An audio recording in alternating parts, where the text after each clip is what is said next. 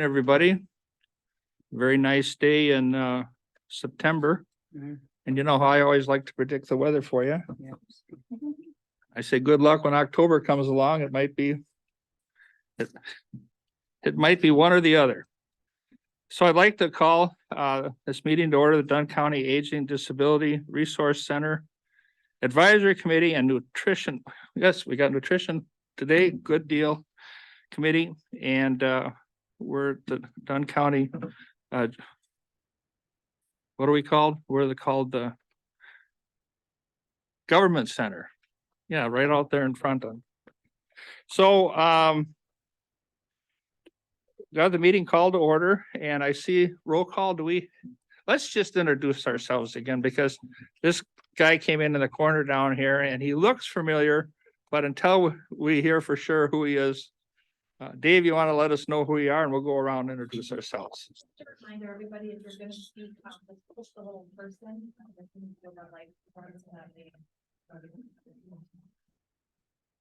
I'm David Bartlett. I live up in Sheridan Township, and I was on the county board for a few years, so I do know Larry.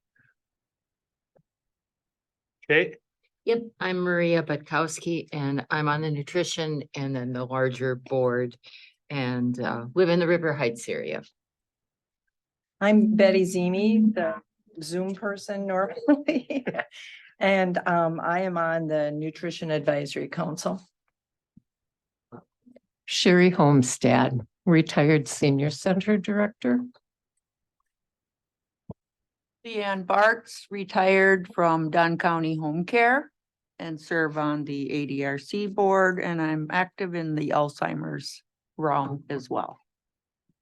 Carol Kadinger, I'm on both boards and I live in Menominee.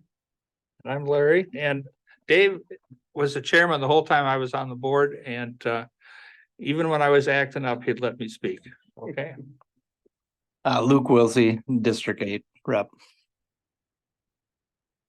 I'm Madeline Bates. I'm a UW Stout intern with the ADRC office. I'm Tracy Fisher. I'm the ADRC manager for Dunn County. And Bernie Allen, Nutrition Program Coordinator. Chris Olson, ARDC Committee. Thank you, Chris. Well, thank you, everybody, for being here today. Got the minutes that were from the May 15th meeting. Backside. And look at that. Last time we were meeting, I was planting corn. This time I brought you in and said how things worked out. Boy, times flies. Okay, could I have a motion to accept the minutes, please? I make a motion. Luke makes a motion. Is there a second? Second down here in second. I have a question. Which Yes. one are we starting with? Thank you. Yeah. Thank you. Oh, right. Which one did I look at? Oh, yeah. Okay, nutrition. Approval of the minutes, upcoming meeting date, January. Give you another weather report on that one here in a minute. Jeez. Time flies. Okay, I guess we'll just turn it over to Bernie. He always brings us really good news and just before we get going, I'm always just incredibly indebted to the people that work in his program on the getting meals to seniors. I think it's a fantastic thing. Thank you.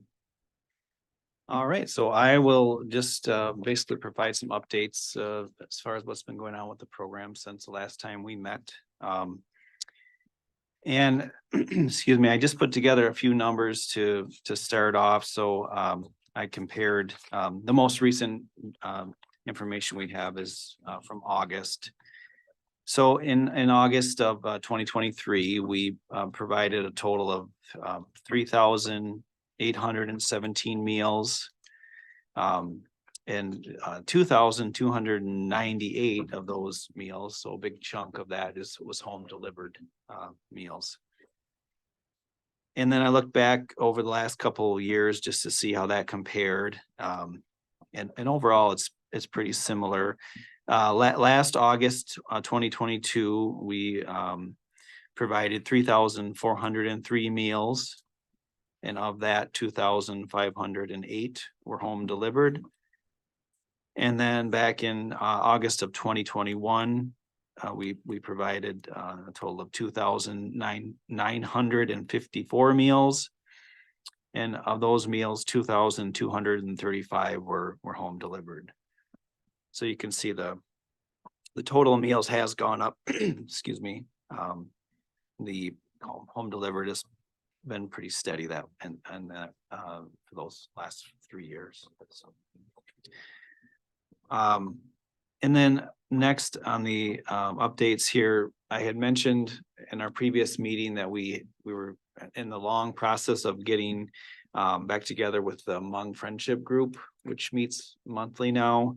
And everything in that regard is in place. So we have a agreement with the Hmong Friendship Group, and we're working with Hang's Restaurant to provide the meals during their meeting. So every month they have a day, kind of a day-long meeting where they have activities, guest speakers, and then they have a meal as well. And so, and a good chunk of those individuals who attend are 60 years of age or older, so they can participate in our program. One of the other thing that's happened with the Hmong group, the last 2 times they met, and I was there for both of these meetings for a brief period of time, and Maddie joined me last time as well. They were able to do a little mini food pantry out front. I don't know if that was going to be discussed in your, but anyhow, it's really cool to see because Amanda from Stepping Stones has a small van, and she drives over some different foods that she thinks might be interesting, or the Hmong elders might be interested in, and so they just kind of head out from their meeting and pick out the foods that work well for them. So, and she does Amanda at Stepping Stones does a great job. She brings quite a variety of food. So that's been cool to witness. And next on the list here, a number of years ago, before I started here, the nutrition program received a grant from Meals on Wheels America to help pay for pet food for the seniors participating in our program. And I applied for that grant this year, and we just recently learned that we'll be getting a check for $3,000 to use to purchase any type of pet food, and also pet supplies like storage, things that they would, pet storage supplies. So we will be receiving that soon, and then we'll be distributing that, and I'll be getting some pet food for our participants. Excuse me, next on the list in October on the 17th, we'll be having a regional training for all the staff and maybe possibly a few volunteers. That's going to take place in Eau Claire.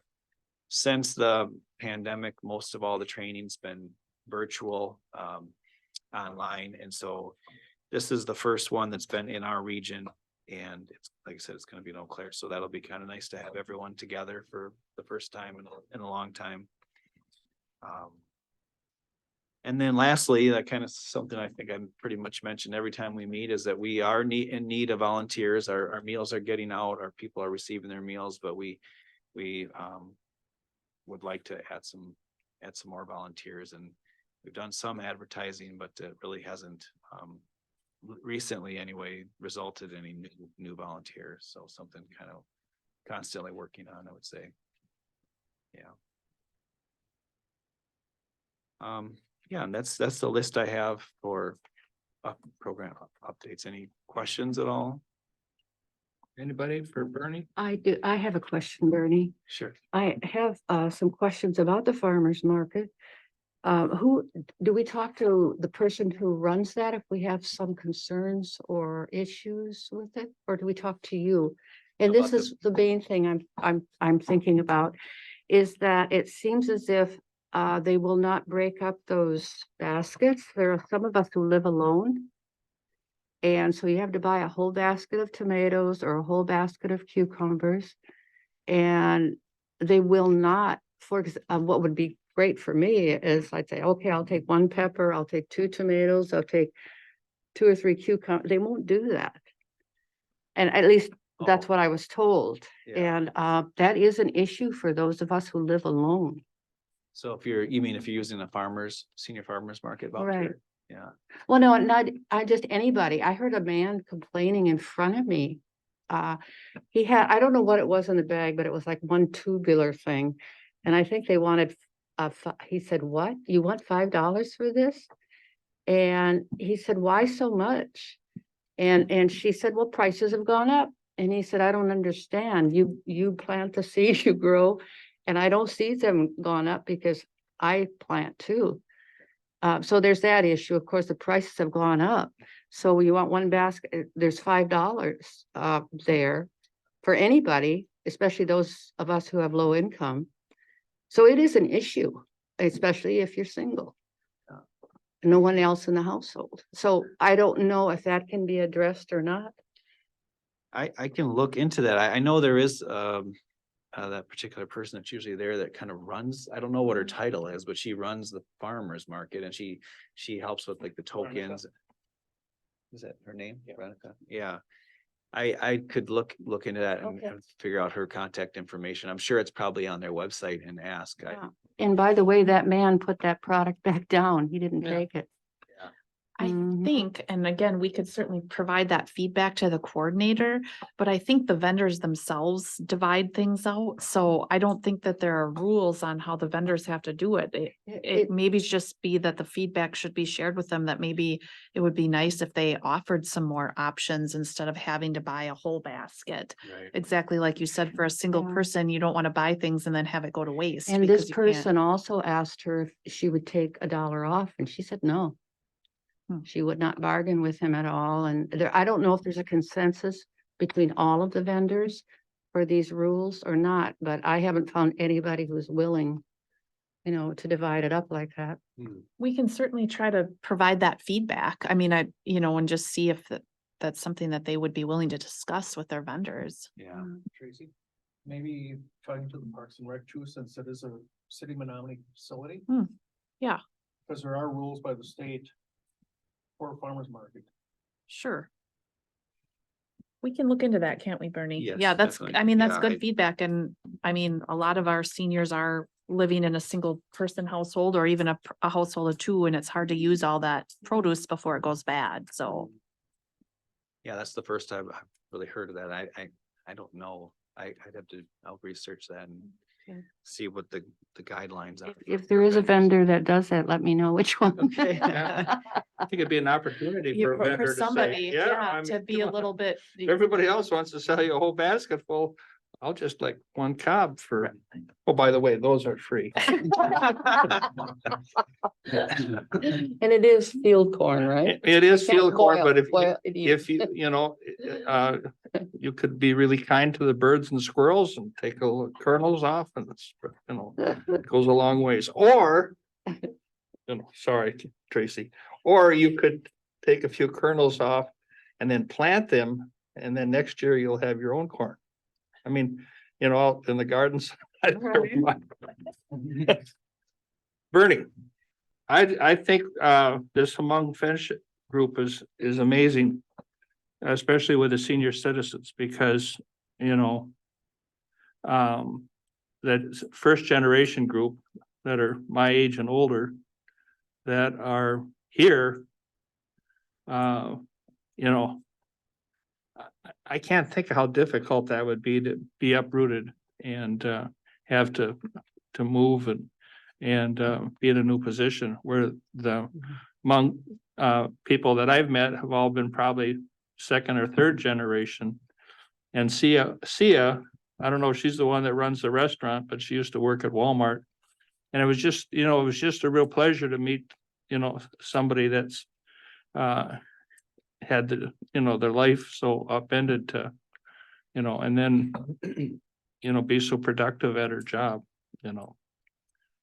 I will just say I'm very proud actually that we have this up and running again. I reported back to a state group about having kind of a once a month nutrition site kind of flexibly scheduled with that Hmong Friendship Group, and I got so much positive feedback. A lot of folks in the state were super interested in that model and are wanting some more input from me after a few months about how it's running. So just I have to give Bernie a lot of credit because it took a lot to get it kind of up and going again. But I really, really appreciate his work on that. Oh, thank you, Patrice. Anything else for anybody for our nutrition council? Bernie, just a quick question about the drivers. I do wonder how much of a disincentive the price of gas is for the volunteer drivers. Whenever you do the route, it's usually an hour, and sometimes longer depending on which route you do. So you're driving kind of the whole time. And, I can see where some people with the price of gas being what it is there any other grants or anything possible to maybe more frequently reimburse the drivers? I know every once in a while, like in May, they sometimes get gas cards. Well, actually they do, the drivers do have an option now of submitting. I don't know if you've seen that, but I mean, there was, I know, between the transition from Bobette to Jamie, we try to point out to drivers, but there is an option to be reimbursed at the IRS reimbursement amount. Oh, And and that paperwork is there, and some people do that. There's a few, I mean, but not many, to be honest, but yeah, so that is an option. And that was something actually that Bernie really worked to get started. Because we don't want to turn away any volunteers that struggle to volunteer just because they can't afford the gas, because we really are in high need of volunteers. So we wanted to kind of take that pressure away. So Right. Bernie and I together worked to get that as a possibility. Mostly it was all Bernie who did all that work, Great. but so maybe it's just something we need to communicate with our volunteers again, if it's something. Maybe, because I know, you probably, no one mentioned that to you at any point, or no, Okay. no. And it's, I enjoy it. It's really wonderful to be able to do the routes and actually to just really get a sense of the pulse of where people are at in the community. And boy, oh boy, I mean, there are some of the individuals you deliver to, and, it just strikes you that you just wish they had more of a support than they do. It's like, how are they able to make it in their homes, but thankfully the Meals on Wheels program is something that's really helping them. But it is really eye-opening to do the route and anytime.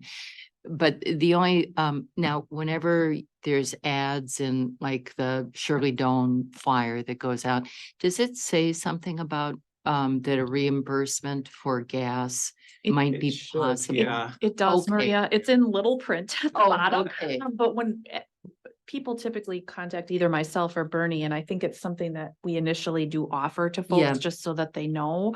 But we do have it as part of the ads because again, we don't want people to see that and think, well, I would love to do that, but with gas prices Yep. being as they are, I just can't afford to, because we would rather pay the small amount in gas reimbursement and get the volunteer to get the meals out.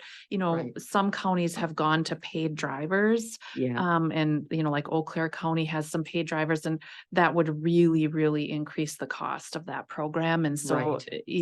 The volunteer drivers, even if we are reimbursing for gas, still save a tremendous, tremendous amount for Dunn County. So right, we hope to be able to continue it in that format. right. Yeah. Thank you. Appreciate it. Good discussion. I know the 4-H horse project has some agreement with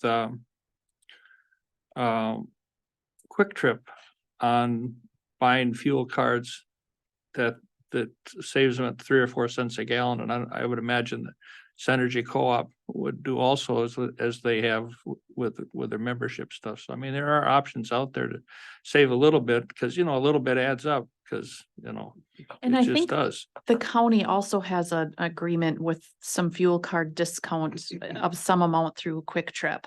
But I don't, there's a difference between getting reimbursed for mileage than there is receiving a gift card, because it, for some reason, like federal tax way, they're looked at differently. So I think that's the why we went to the mileage reimbursement instead of giving the gift card can be looked at as wages or Yeah. yes, it gets complicated that way, but this was the best way for the volunteers if we did it by reimbursing the mileage amount. Now, Larry, I thought you were going to suggest that people could do it on horseback. deliveries. I thought that's where you were going, That would but. save me fuel. You know, that's the way I think. I know. That's a good one. You know, now as long as we're talking about doing it on horseback, yeah, there was discussion at county board about the number of employees that one time there was 120 employees in the highway department, and then noted supervisor from Colfax was telling, well, look how much, you know, that they've cut back. And I says, yeah, well, you know, they don't need so many guys because they don't have to feed the horses. So I have used that a little bit. Okay, where are we at here now? Okay, we're at the bottom. Pet food grant. Is there any other discussion? We'll call this meeting to an end and start our next one. Well, good. Well, thank you, everybody. Bernie in particular to always have good information for us. So I guess we did kind of call the order of the age and disability, but we'll do that right now. And we have, thank you, Betty. And we've had a roll call. And so can we move then right to the minutes? Tracy, is that right? I would imagine. Yes, I think Control. so. I just wanted to correct, I do see that there is an error in the agenda of our upcoming meeting date and time. The next meeting date is not in the past. It's November 20th. But the same time, 1 o'clock, and that will be the ADRC Advisory Committee meeting as well as the Transportation Advisory Committee meeting. And I don't know if any of you will remember this, but the Transportation Committee Advisory meeting is the one meeting every year that we actually take an official vote to accept what's called the 8521 transportation grants. Or so for anyone who is a member of the Transportation Committee, that is it's very important to us in the ADRC that you attend that, and it can be virtual or in person, but that meeting, it's important that we're able to get that vote held for that grant purpose. So Isn't that Thanksgiving? it is Thanksgiving week. It's the Monday of Thanksgiving week. I don't know if that's a huge issue for people. We Gotta have feed corn that hunters. day, but I don't hunt. So. You don't hunt. Okay. Woohoo. Okay. And not woohoo, but I'm just glad that it's not a problem, because I know that week is a problem for a lot of folks. You know, for a so. guy that always gets his buck opening day, you know, he wouldn't be hunting. Oh, yeah, he'd be all taken care of. Okay. All right. Okay, Susan, Yeah, I just wanted to make sure I eventually got added to the roll. I did. I added you in, and I'll Oh. I'll get you your form and Maria too at the end. So, thank you. all right. Okay, well, let's see here. Make Larry get on the right page. That's always a big start. Do you have a motion then to approve the May 15 meeting? Second. Thank you. Okay, everybody in favor? Aye. Aye. Aye. There you go. Okay, get this done right. You know, guy that taught me how to run a meeting is sitting over there, so I'm. Okay, And we have nutrition on there, Larry, as a first item, but obviously we did that as a separate meeting. okay, So, we got nutrition taken care of. yep. Any public comment from anybody that we received or coming in? No public comment has come in. Okay. Public could comment what good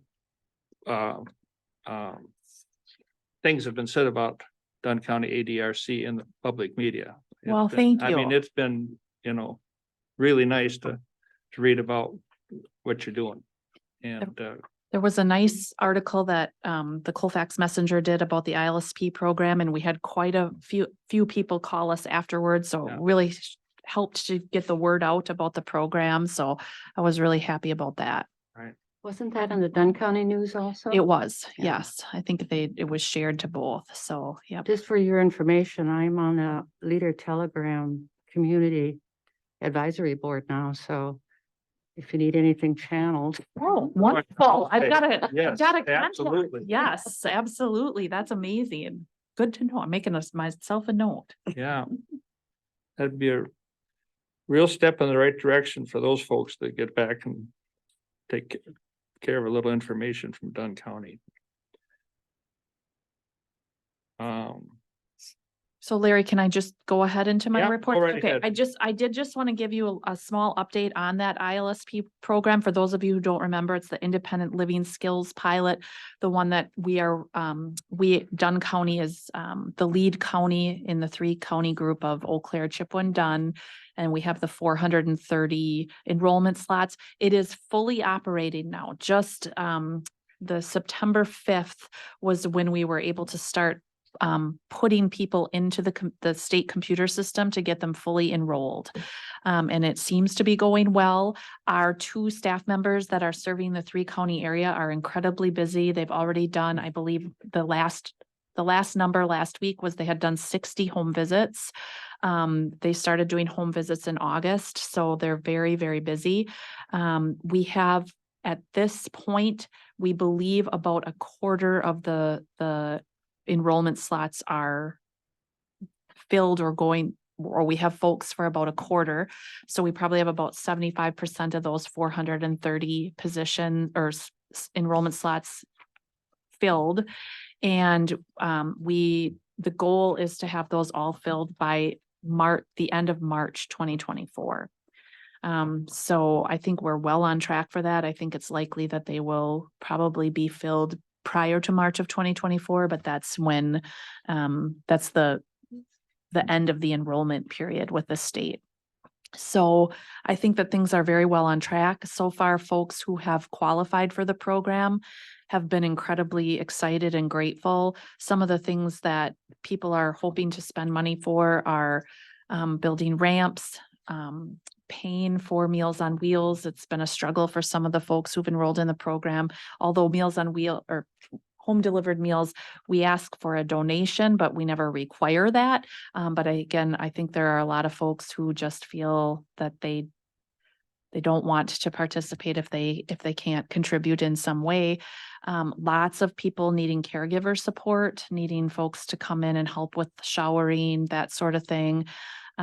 Just really a lot of need out there and a lot of really grateful recipients and family members that have been bearing the brunt and are, kind of at their limit of what they can do and really looking forward to getting a little bit of extra help. The goal, of course, is to keep people in their own homes, which is in general, the vast majority of folks, that's what their preference would be. And also ultimately in terms of cost savings to the state and even the federal government is huge in terms of providing services in the home versus folks needing to be placed in assisted livings or nursing home settings.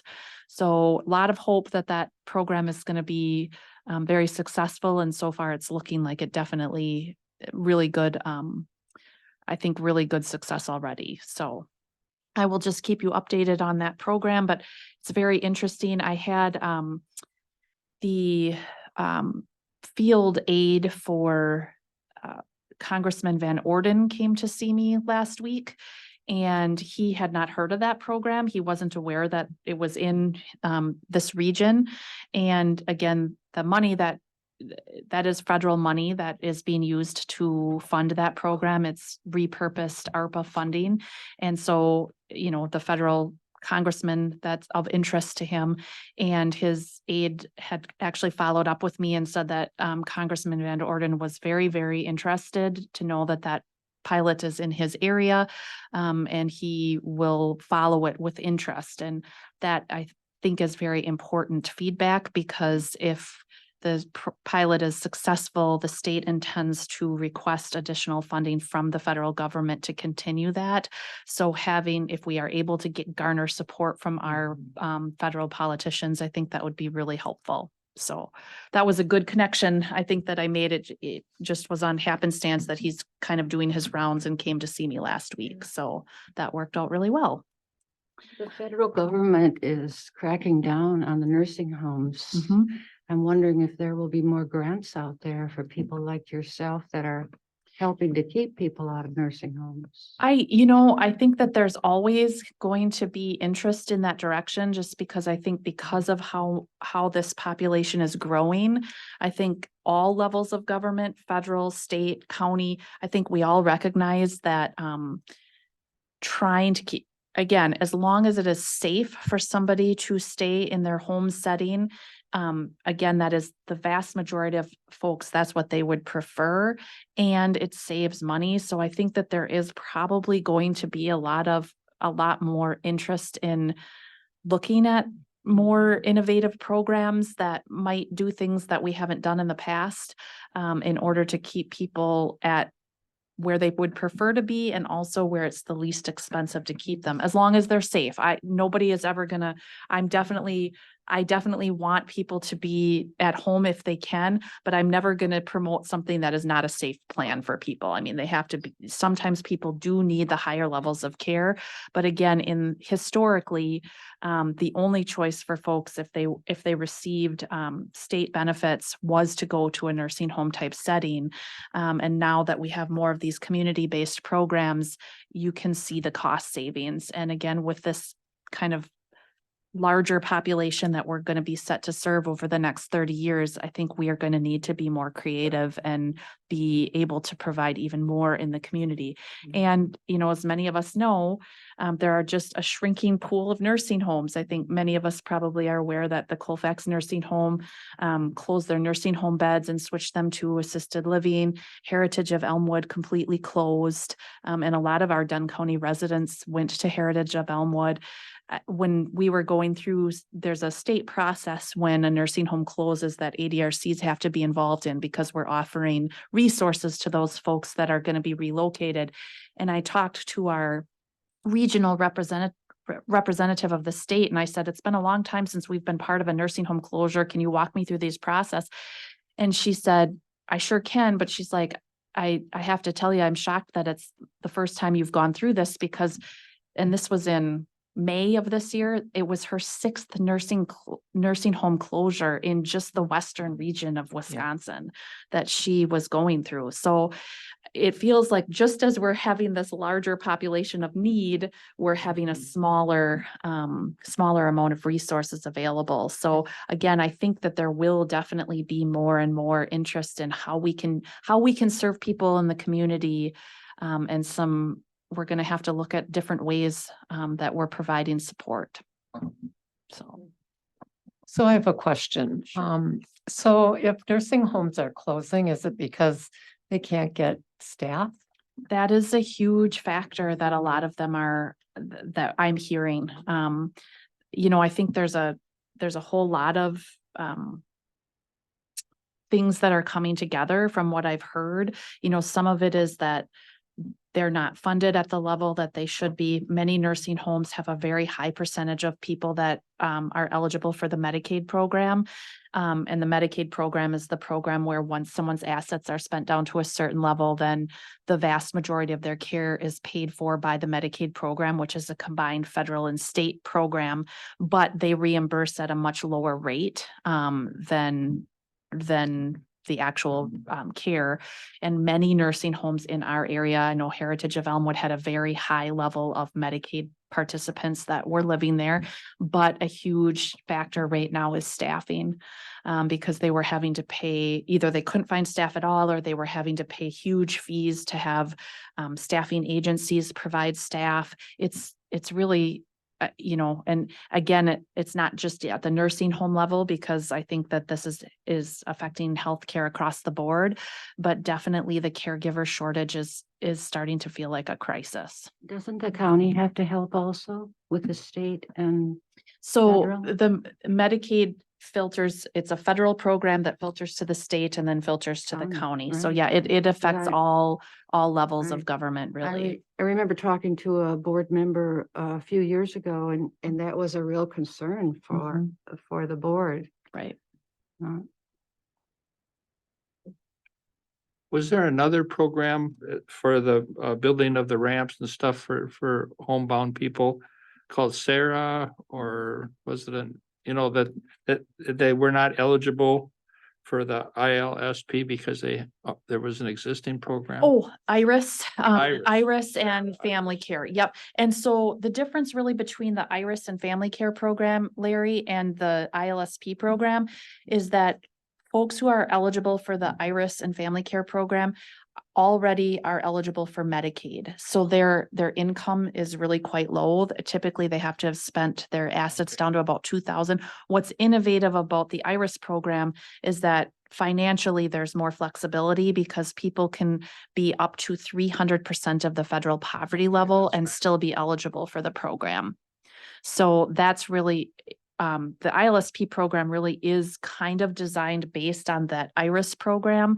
But again, where it's different is that there's additional people that are eligible for it, because it's open to folks that probably always had the needs, but they weren't eligible for the existing programs because they hadn't quite spent their funds down to the level to make them eligible for those. Okay. Any other questions or comments? Quick question, Tracy. Do you have a sense of where people are hearing about this program? So I think a lot of the participants are actually people who've contacted one of the ADRC programs, just looking for resources in general. And many of them have actually gone through the process where we've done some evaluation and realized, yep, they need these services, but they are not financially eligible. Yeah. And so then the worker that they work with at each of the ADRCs is putting them on the list, telling them about this program and putting them on the list. We are getting many more contacts because we are doing more marketing of it. Each of the 3 counties, we put it in our newsletter. I did that WQOW. We got quite a bit of interest after that. And then the different newspaper articles we've gotten calls directly from the community for folks who heard about it through those ways. Yeah. So it's starting to be a variety of different ways.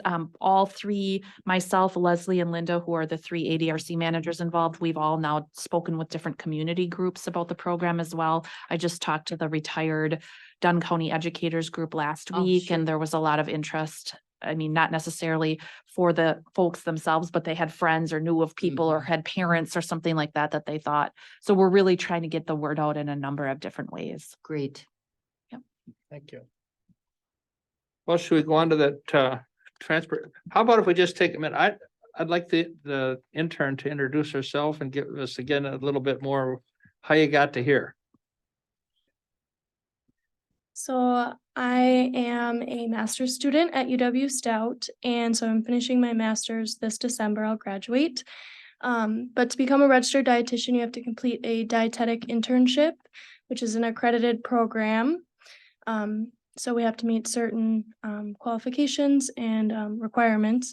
And Stout offers a dietetic program, and the ADRC is one of the preceptors for the community and public health section of our requirements. So I've been working with Bernie. This is my 2nd week. Any questions for her? Good. Are you doing a thesis? I did do a small thesis project, but it wasn't qualified as a thesis. It was more just an extensive research project. I did that last spring, and that was about adolescent children and their screen time and how that affects their oral intake, more so like snacks and fruits and vegetable intake. So yeah. Wow. That's a That's a heavy load. I mean. This screen time is, I'm in a different generation. I can't hardly believe it. And I was just gonna share, again, I feel like I can never say enough good things about Bernie, but he usually has at least, I would say, 2 to 3 interns a year, wouldn't you say, or does it vary? Kind of varies. The internship in general at Stout, they used to have what 8 or 10 people. Now it's just 3 this year. So it's kind of, the dynamic has changed and yeah, it's kind of changed evolved over time. I do have one more question. I'm curious, is this a paid internship? This is not a paid internship. There's only 2, I believe, in the United States that are paid internships. So most internships are 8 to 10 months. I know that's a controversy that, yeah. Yeah, especially because it's required for the professional career path. So, yeah. Yes, we also have an intern working directly with me who is going for her master's in social work, and that is also not a paid internship, but I don't know how much longer those sorts of things. There's a lot of discussion about internships and if they have to be paid or not. And unfortunately, with a situation like us where ADRC funding is almost 100% grant funding, unless the state then provided us additional grants to take on interns, it would probably mean that we wouldn't be able to support internships. It would be tough. So, but there's a lot of good reasons why internships should be paid. And in many, like my son is going into computer science and he wouldn't even think of an unpaid internship. You know what I mean? He thinks that that's just inconceivable. But in human services, unfortunately, that's the way that it's always kind of been, not the way that it should be. But there's a lot of factors that go into that. And additionally, like our preceptors, they do not receive anything for being a preceptor also. So Bernie's doing a lot of extra work just to have me around, and he has to do other paperwork and stuff. So all the preceptors that I'll work with, no matter the setting, if that's clinical or food service, they're doing a lot of extra work just on their own time as well. So. Thank you. Yep. Well, I'm all in favor of interns. I've got one working for me from the high school. And yesterday, after he got done helping his brother roof a house all day long in Rice Lake, he calls me, he says, Larry, how much time do I need? I says, you need 3 hours before it's dark. So he got there about 5 o'clock last night. And I think he dug 2 fence posts and put fence posts in, hand dug them. And then he did a whole load of hay that needed to be. So, I mean, he gets paid from me, but I don't, whether you're helping a guy put in a fence post or you're doing a computer problem, or you're doing this stuff with FaceTime on the computers, hooray for those kids that want to do that, and your program says you have to do it. But sometimes the benefit from doing something like that doesn't hit you till years later, when I've been down this path before, and what I'm having to do. Heck, I did it 5 years ago when I was a kid. Of course, you might be 20 years old saying when I was a kid, but that's that's the way life is. Okay, Tracy, with transportation 5-year planning. Oh, I think we skipped the updated APS numbers. Oh, okay, right. Just wanted Okay, to, yep, APS. that's this packet, and I have to apologize. I accidentally had it stapled in the wrong corner, so it's gonna be a little awkward, but it should start on, it says APS, Adult Protective Services, and it says basic role of APS. This is part of a presentation that I did for the whole Human Services Board a couple of months ago, and I just updated numbers a bit, so that the numbers are the most, I updated them into August is when I updated the numbers, but I supervise Adult Protective Services as well under the ADRC. And I had said in January that I was going to give you an update because we were seeing some huge increases in terms of caseload. So I just wanted to show you just as a little recap. Adult Protective Services is actually a statutorily required service that the counties provide. In Dunn County, we have 2 full-time APS investigators. They're social workers, Ashley Williams and Kelly Bean. And the types of investigations they do are any sort of abuse or neglect against vulnerable adult, and a vulnerable adult is considered an 18 to 59-year-old person who has some sort of a disability, whether it be cognitive, physical, and then elders are considered 60 and over. So we do any sort of abuse investigation. Physical, financial abuse is becoming huge. Sexual, emotional, verbal. We also do a lot of investigations if somebody needs a guardian to be assigned. So if someone is either a vulnerable adult with cognitive disabilities or they're an adult with dementia, and things have changed such that they are no longer capable of making their own, especially medical decisions, but a lot of times that ends up being financial decisions as well. We are involved with that in the court process.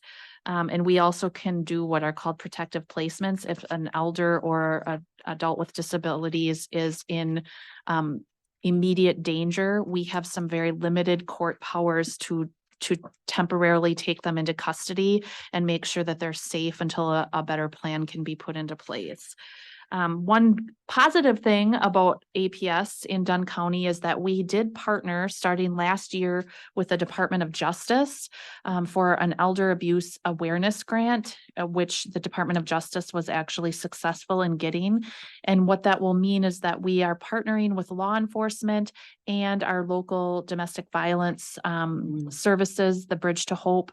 We are going to be doing a lot of community training, but especially a lot of training for law enforcement starting next year, where we will be partnering with them so that they truly understand the role of APS and the services and how to do accurate and complete elder abuse type investigations. So that is something we were very excited to get. I think that the ask was something like $1.2 million for this grant, and it serves a 6-county area. It's not just Dunn County, but we are one of the 6 counties involved. And the DOJ was actually funded double that. So there was quite a lot of funding available for that grant. We're very excited to be part of it. A judge is being trained. Andrea, our DA, is actually going to New Orleans next week. That is funded by the grant to get specialized training in this area. So it's really quite a great thing. It does mean significant time for Ashley and Kelly, who are going to be the trainers and working with law enforcement, but we're really excited about that. So that starts next year. But the biggest thing that I'm hoping that you can look at just is the first sheet I have. It says APS referred investigations, and it's a chart. And I did kind of a 5-year look back. I didn't really include 2016 because I think they started taking those statistics in the middle of the year. So I started with 2017. Between 2017 and 2022, the end of 2022, there was a 43% increase in cases that were referred to us for APS. And then what concerns me even more is if you look at the comparison, it says of January 1st to August 15th, this is just 2022 versus 2023. There was a 42% jump between the same time last year and in 2023 in referred cases. So it went from 163 cases on August 15th of 2022 to 234 cases referred to us. Any reasons why you think that is? Are you going to talk about that eventually? I'll get there. I Okay. think there's a couple factors. And then not all cases, we don't open investigations on all cases. There's a lot of factors that go into deciding why a case should be opened or not. But I did include the actual assigned cases.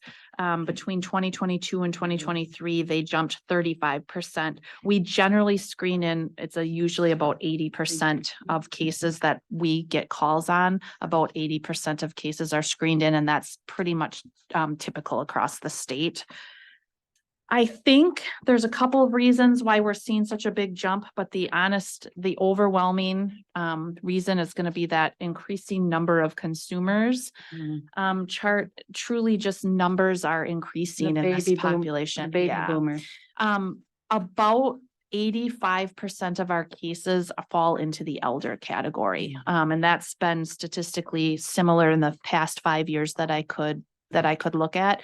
So that as that baby boom generation is coming to ages where they're needing more services, we're just going, I think, to continue to see this increase in numbers.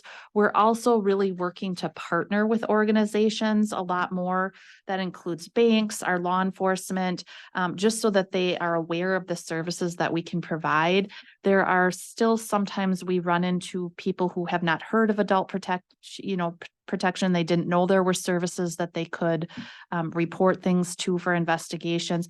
We're partnering more and more with Dunn County, Menominee Police, Boyceville, Colfax, Elk Mound, and doing combined investigations, which all of our law enforcement partners have said are incredibly helpful to have our input in terms of different cases. But as they become more aware of our services and how we can be helpful, that automatically probably means that we're going to get called more.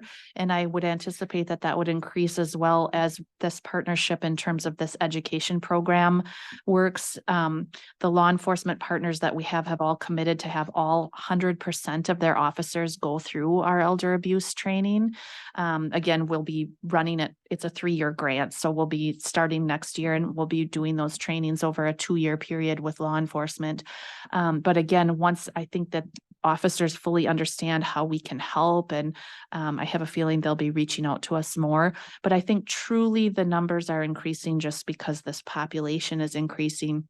In our recent training that we had with the Department of Justice on the elder abuse training, nationally, numbers are showing that for the first time, law enforcement are responding to more calls that are associated with vulnerable adults and elders than children. That doesn't mean that suddenly the numbers of the calls related to children are going down. Unfortunately, what it means is that the other numbers are just increasing.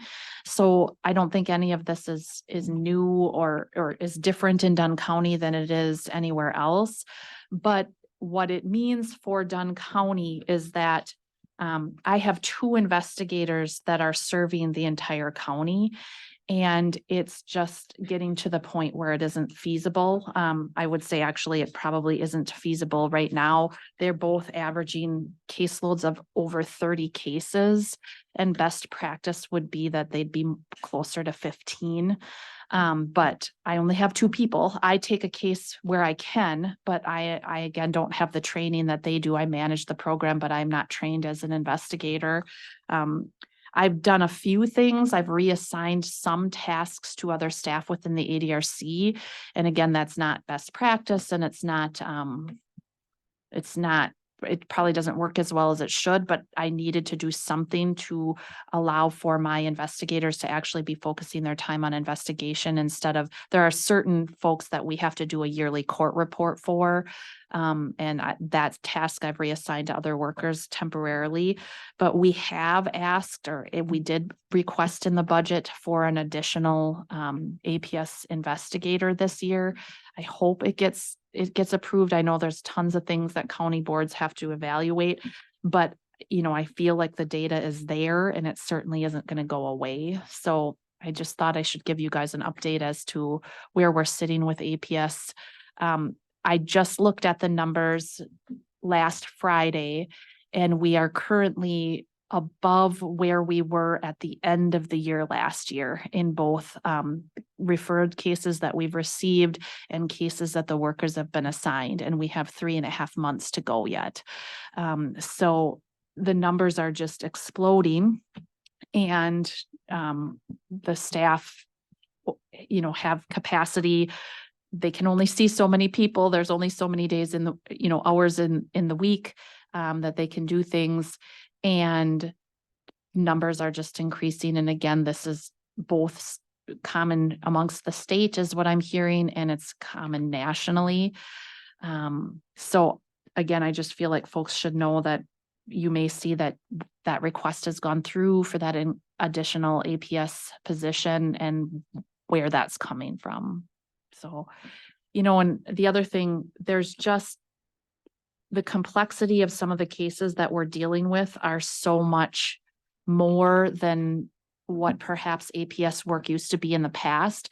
In the past, there would be, you know, and we still occasionally get these calls, but there would be calls like, oh, you know, my grandma's in the hospital. She didn't fill out her power of attorney for healthcare paperwork. She needs to go to the nursing home and we need to get a guardian in place.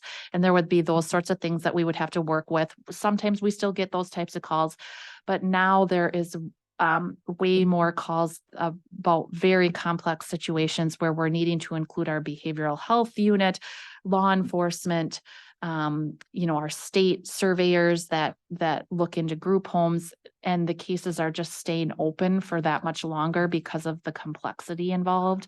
So there's a whole lot of factors that have gone into like our decision to request this additional position. And again, there are statutorily required timeframes that we have to follow in terms of responding to allegations of abuse and neglect that I'm afraid that if we don't get additional help, we're going to start failing. And that really does put Dunn County at some risk in terms of liability if a case would be, you know, if a case would not go well and someone was being abused and harm came to them and we didn't meet the statutorily required timeframes, that would definitely open the county up to some liability. We're not there yet, but asking for that additional staff person is kind of what I'm hoping to do to prevent that from becoming an issue. So like I said, that's not all good news. I mean, it's always not good news to say that we have these needs and I don't foresee them going away, but I think that I think none of us in this room are surprised by the fact that this population is growing and growing in need. So again, we've had 2 workers now for 4 years and have made it through, but just with this increase in need for service, I don't foresee that being sufficient for very much longer. How is Bartlett? that funded? Is that county funded, state or There's federal? very, very small amounts of state grants. We get 2 very small grants for APS services. One is about $36,000 a year and one is about $14,000 a year. The state legislature did approve $1 million of additional funding, but that will be spread throughout the entire state. So based on rough calculations of population, I would guess we would maybe get another $5,000 in funding from that. And the rest is county levy, unfortunately. So a lot of that, it does fall on the back of the counties. We made a huge push this year. I went and spoke to legislators during state advocacy days to talk about the need. Initially, when the requirement in the 80s went into effect that counties had to provide APS services, my understanding from talking with lots of people who were part of the process and understand it a little bit better than I, at that time, the thought was that the expense was supposed to be shared. So 50% state and 50% county. And so at that time, that was when Dunn County was assigned this $36,040 that we get directly from the state every year. So that has consistently been what we've received from the state since 1982, I think it was. Apparently it was supposed to be written in the law, or the thought was that that was going to increase and maintain that 50% shared responsibility, but that didn't actually get written into the state law. So that was actually what the request was, is that we go back to a 50% shared expense. Last year, I believe the amount of county levy that Dunn County put in was somewhere around $350,000. So if the state had agreed with what we hoped for, they would have then probably been giving us about $175,000 in addition. But again, they instead approved this $1 million across the whole state. And we still haven't heard how that's exactly going to be divided up, but I would guess it would be based on population. And that's where I came up with that 5,000 guess.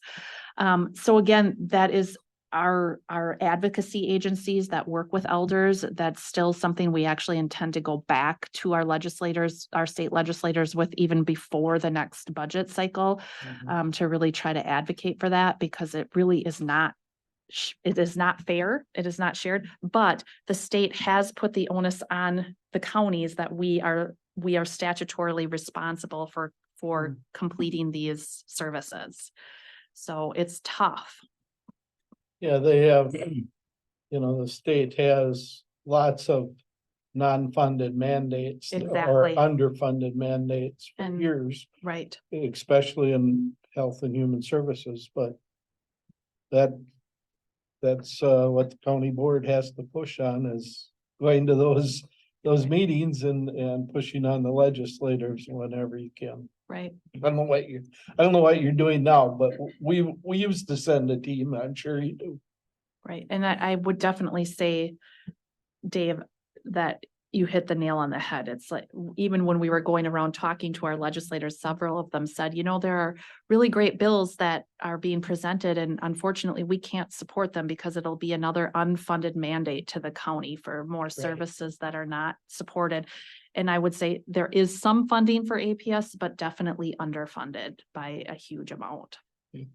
I know, I think that I went to the different legislators. I went with a whole group, and I know like Eau Claire County had put almost $1 million in county levy last year, so I was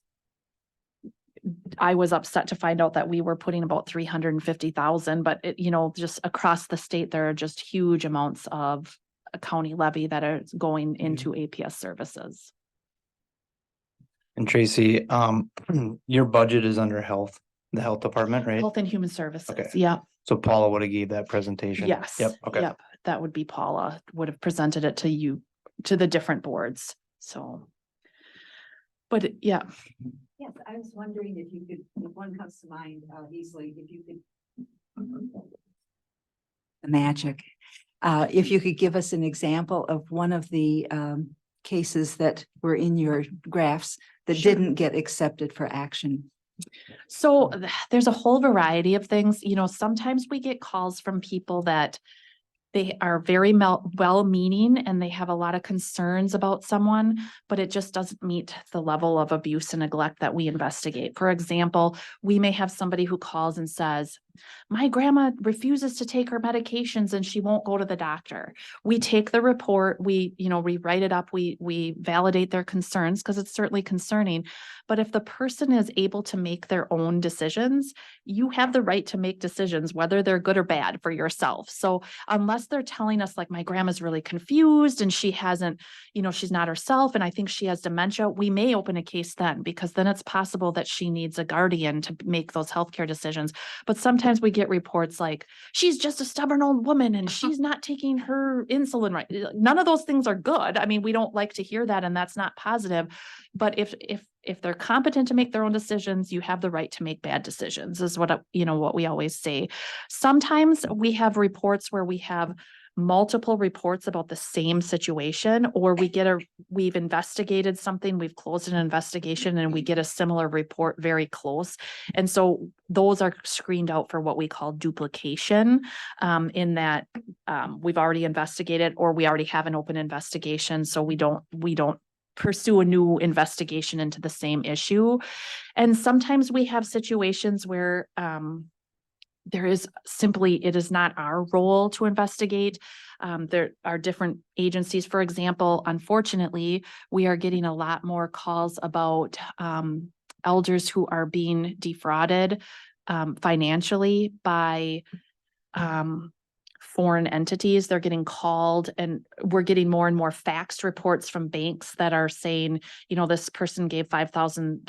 The money is already gone and it's a foreign entity. So we may send out information for that person in terms of what scams are and that sort of thing, but we don't open a full investigation because there's nothing we can do. It's a criminal case. And unfortunately, the police can rarely do anything in those situations as well. That we try to handle more with public, you know, trainings and information about scams, but we don't necessarily open all of those cases. Now, sometimes we get involved in financial things where the accusation is that someone's family member or a neighbor or something like that has convinced them to give them money and they shouldn't. We get involved in those, but some of them are actually cases where unfortunately we know that there's nothing we're going to be able to do other than provide that education to the person about what a scam is. So, and again, I'm the person who screens those reports that we receive, and we have to be very cognizant that that is very intrusive into a person's life. And so we don't open cases unless they are necessary, because when we open a case, it does allow my investigators to access someone's health records, access someone's bank records without their knowledge. And so we don't do that unless there's a reason for us to, because it's inappropriate for us to be opening cases that we really don't have a role in. But we are kind of in this, I would say, with what is average in state, we open about 80% of the cases that we receive. Lots of information. I met your two investigators. Ashley and Kelly, yes. Yeah, was that through here or another meeting? You were here for another meeting, and we were preparing for a meeting, and we were and you just ran into us and chatted with us for a while. Mr. Chatty. Yeah, that was me. Nobody could imagine Larry just popping in and sitting down and having a chat, but yes. I didn't bring any corn that day. No, you didn't. You didn't have corn for that group. So, okay. But yep, I just wanted to provide that information in case you hear discussion or any so that this group understands where that request is coming from. Boy, when all counties don't have an AODC, as they don't, right? Well, every county is served by an ADRC, but some counties have a shared, like for example, Barron and Rusk are a combined county, but everybody is served by an ADRC. Okay, so it isn't like in some counties, the health department or the Health and Human Services does this work, or you're part of them. Right, exactly. Got it. Great. Well, Dave, it's fun being on the board. And I don't think it probably is. I think it's probably hard. Jeepers creepers. What else we got to do? Just one now more we're going to do transportation. Yes, and that's just an invitation to folks. Next Thursday, which I believe is the 26th, or is it the 27th? It is the 28th. I was wrong on both counts. The 28th from 1 to 3, we are having what is called a 5-year transportation committee planning meeting. It will be held in this meeting, in this meeting room. And it's actually facilitated by a state DOT employee, but I've helped coordinate it. I've sent out invitations to different community members, businesses, and other providers that provide transportation. But we are required as part of the 8521 grant funding money that we receive every 5 years. We go through this planning process where members of the community are invited to come and talk or hear information about transportation issues in Dunn County, share feedback, and then a 5-year transportation goal kind of document is set. So I just wanted to make this group aware of it because some of you might be interested in that. This will be my first go around with this 5-year planning meeting. So I'm going to be very interested to see how it goes as well. But again, it'll be advertised in the paper. We've put some flyers out, and I've sent invitations to community partners that have a vested interest in transportation for folks who have disabilities or elders in our community. So if you're able to come, we'd sure love to see you. Will that be, public notice meeting too, you think? It is, well, I do have to have a public notice, so it'll be in the newspaper and Got it. stuff like that. So Lou's topic is transportation for disabled or. Right. I think that probably community by community, there's a lot of folks who come in who have just in general transportation concerns, whether they fit the category that the 8521 grant fits or not. There's lots of issues with transportation all over. But the goals that we'll come up with are supposed to be specifically for adults with disabilities or elders. Okay. So just wanted to extend that as an opportunity if anyone's available during that time.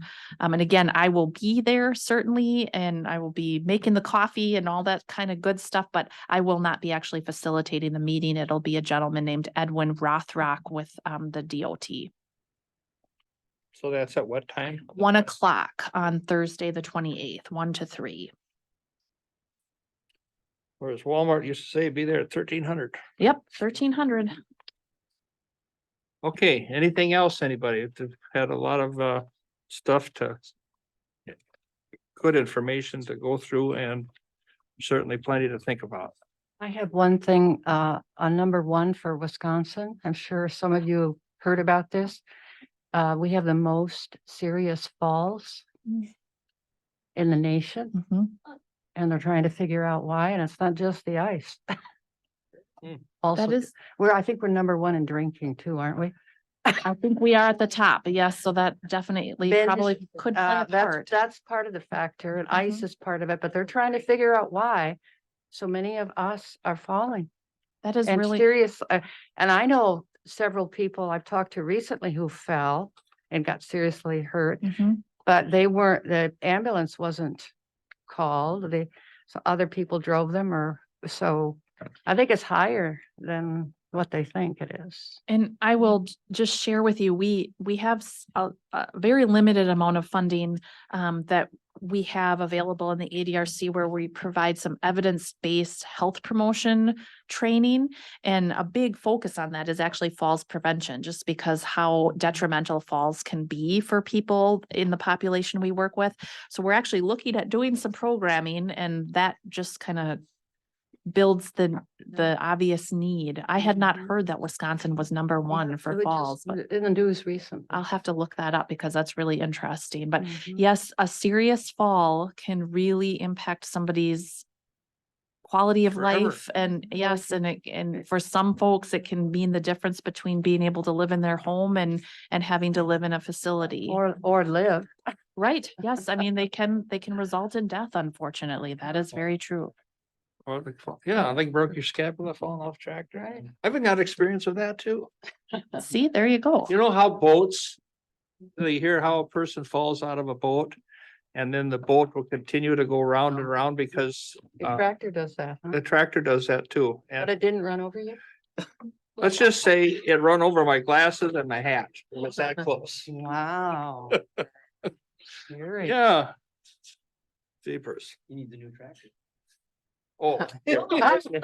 Mister, need a new tractor right here. Well, Luke, on that, we ought to go home and get to work, I guess. So thank you, everybody, for coming to call the meeting to adjourn. Thank you. I have Bernie, a quick question. This dining experience form for Colfax, is that still open if we have not gotten up there yet? Okay.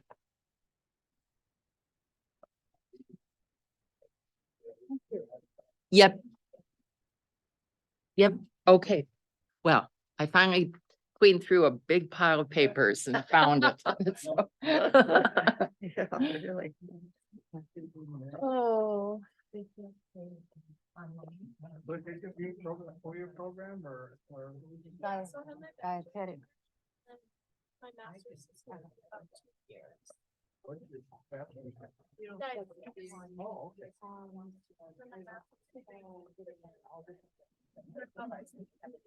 when you get. Nice having you Well, on. it's possible, anything that's, runs a commercial kitchen, Thank you. need somebody like you. right? Grab different shoes. You, I got. You know, my wife had. Yeah. My ended team, up- and it's I- so we hard. had the It's Sunday so hard. walk on Saturday and Bridge. Yay, Oh, one of those rehab beautiful weeks. days. It was. Yeah. And it was. my team, There's so Court. much stuff. Probably that- cool. You know, I've got it pronounced protein. I'm pretty proud of that. You should be. Yeah, really. No. Well, I had just.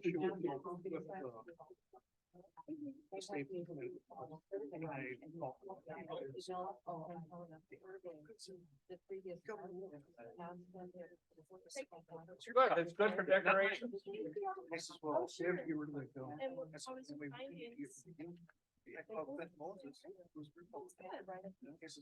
That's a big problem. We have a big problem. Yeah. I think that's big. Warren can be pretty blunt. Yeah, Warren, I'm good friends with him. He knows not. He with me. Warren, when I asked Warren something about Dunn County, he said, well, I can tell you the first words out of Dave's mouth. And it has to do with Levy, but it was. Yeah, yeah. I argued that a lot. Yeah. When, you know, it used to be, if you called to get help. Yeah, please take some for decorations. Really wanted to. I delighted Warren to get him to give me a number for, something for help. Lincoln said, that should be published. And I said, yeah, it should be. You know, it's just. So were you on? How long before were you on? 2 years, well, a year and a half. Okay. You're in 3/4. I know Bob Larson used to be on it. He would come back from Colfax back in the 70s and 80s. Okay, yeah, I was gonna say, I don't remember it. Heard the name. My dad probably knew him. Yeah. Yeah, he'd come back to work. I said, your blood pressure high? He said, Yeah, you know, it's. so there's a tractor, will that automatically go in circle? It's no, it's not automatically. I don't know why it did, but Oh, it just okay. did. And I mean, it made a larger circle. It had a loader on it. And, I ended up with a broken scapula and, Louis' guys came and stopped the tractor. And Did picked me this up just off the ground. happen not too long? Oh, it's 2 years, 3 years ago. But I don't remember that on No. before. Well, it was just one of those things that they fixed up that you don't see. You know, heart attacks and hips stuff, but Well, I remember that. yeah. Guys, when I had the scapula, this is, you're the only guy that hasn't probably run into a tree with a snowmobile that has a scapula. But what happened was the tractor seat, somebody had repainted the seat. And those seats sit on a slide, you know, they get adjust like the car slide, right? Well, there's supposed to be a stopper at the end of the slide. So I'm loading hay onto a wagon and I have the wagon kind of sitting on the hill, so I can keep it in forward gear, go forward, put the bale in the wagon. Then it would roll back and I'd go get another bale. Well, the tractor starts rolling back faster than I wanted to. So I went to push on the brake or push on the clutch, you know, and I can't remember exactly what happened, but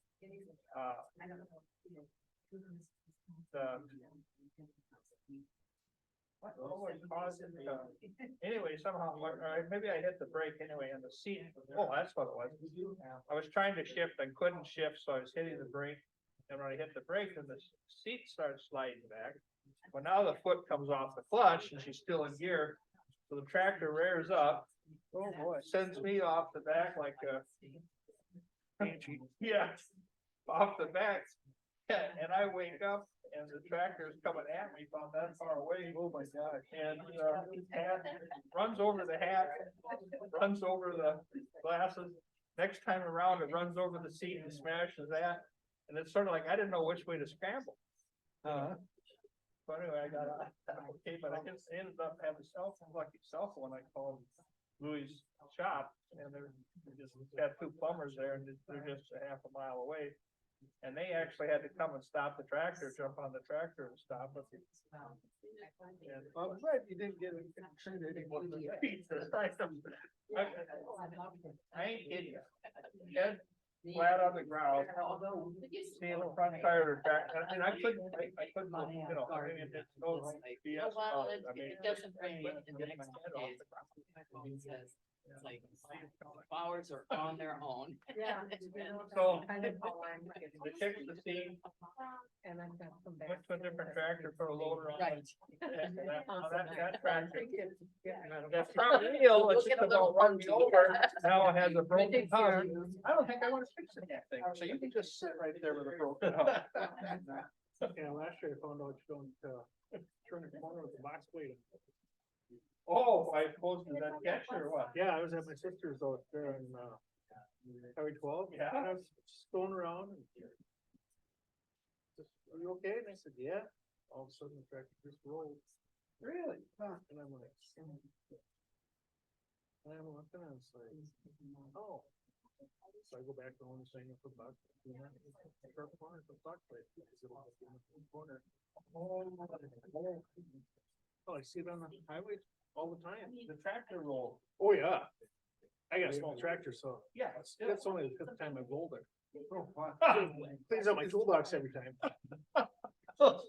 I says, how are you gonna get it up there? Put my truck up to it and just lifted her up. So this big decoration, can I say?